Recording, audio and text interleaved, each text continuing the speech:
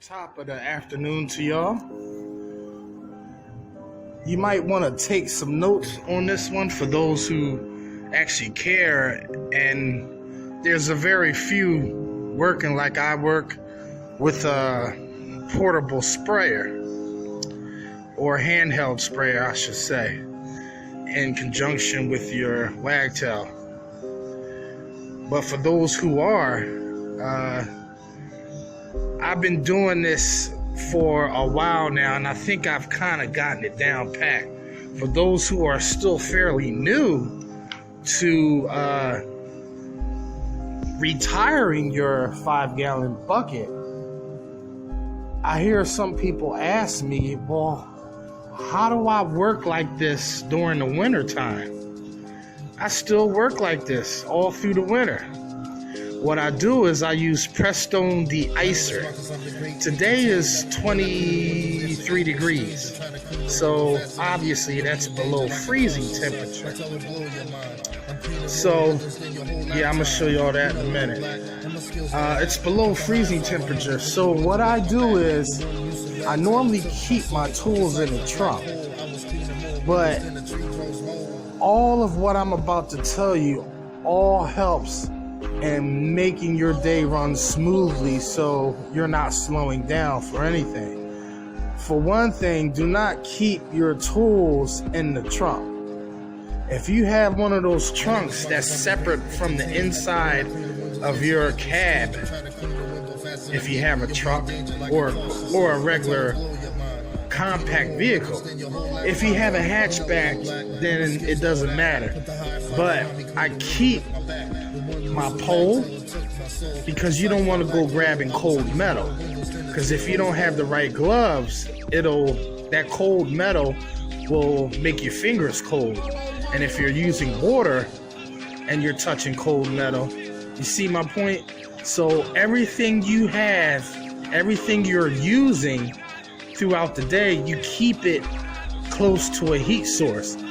I keep my heat on the floor, and I put my pump sprayer, so the hoses and the fittings, all that are nice and warm, including my solution. This all helps in keeping that window from freezing up. Now, my system is better than using a separate mop and you're mopping in windows. Why? Because when you're using a traditional mop and you have to take it off and switch the squeegee on the pole, you have a limited time, depending on the strength of your de-icing solution, the solution you use to keep it from freezing. Depending on the strength of it, you're not going to be able to wet a whole bunch of windows. All right? So you could reduce the amount of de-icing solution you have in your water compared to the ratio. If it's real cold, then you might want to use it straight. But for those who are doing a 50-50 mixture, you can actually reduce the amount and make it 60 water, 40% de-icing solution. Using my way. Under normal circumstances, you might have to go 50-50 or 60 de-icing solution and 40% water. The reason why is because you're working a different way of cleaning. With this way of cleaning, with the solution coming out the squeegee, it doesn't have a chance to freeze because you're spraying as you're going, or you're just wetting the pad down and agitating. You clean top half and then you take it off the pole or whatever it is, then you clean the bottom half. It never has a chance to freeze, so you can actually reduce the amount of de-icing solution in conjunction with the ratio of water you use. All right? So this way will never ever have your lines frozen if you have that de-icing solution running through there. Now, what happens when I get on the inside? No, I don't use that same setup. I have more than one pump sprayer, guys. For inside work during this time of year, I have 2 separate bottles of pump sprayers. One with that de-icing solution in there, and the other with my regular solution, my 2.0 solution. So, how does this work when you got real salty windows? You want to know how and why? I still do the same method. Now, because I'm not rinsing my mop out with all that salt, you have to rinse that salt off. Rinse that salt off. But that's too much work. So, if you have a mop that you use for a job, you could dunk it or spray it down, saturate it to the point where it's dripping. You can start mopping it in with that. Then you can follow up with your water-fed 1-pass. Now, in order to eliminate the saturation of salt on that mop, as you're squeegeeing, you turn your water-fed flow on very low. What it does is it's rinsing the salt down before the squeegee gets to it. So there is no salt streaks left behind. This is how I work. Yeah, it may put a little bit more water on the ledges than you want to, but that's okay. That water won't freeze on that ledge if you follow what I tell you with your ratios. All right? Yes, cold metal will freeze quicker than the water that's on that glass, but after each window, you don't want to leave that water sit on there, just in case it does freeze. You want to have your little squeegee, or however big it is, your ledger, and squeegee that water off after every window. Yeah, this may not be a system that you're used to working with than if it wasn't cold, but during this time of year, it may take you a little longer to clean a window, but that's okay. We're still out there making money, you know what I mean? We're not getting paid by the hour, we're getting paid by the job, all right? So if it takes you a little longer, then that's just what it is. What you do is, during those storms, here's an idea. Charge them more. Anytime it snows and the salt is there, you have to charge $10 or $15 extra on those bad days. Why? Because you gotta tell them you have to clean the window twice.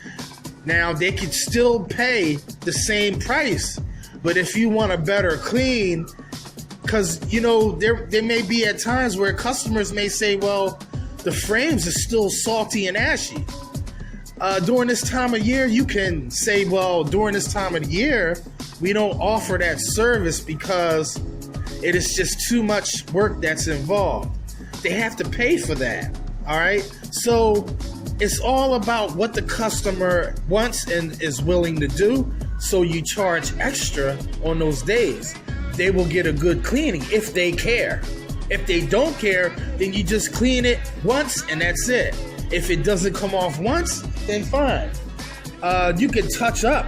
You can say that, listen, I'm paying to clean the window once, but during this time of year, we require you to pay extra so we can have it cleaned twice because of the salt.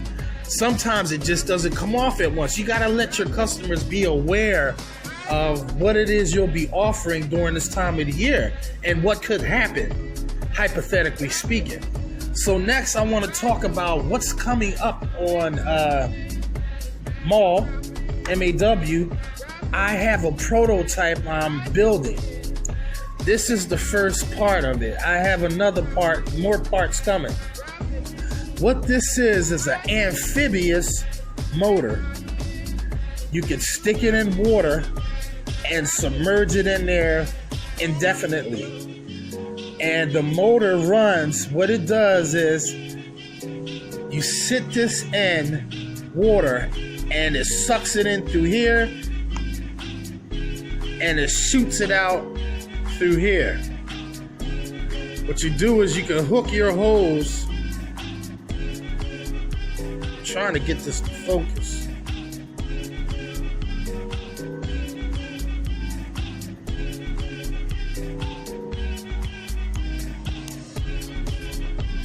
Okay, there it is. So you get it to come out here, all right?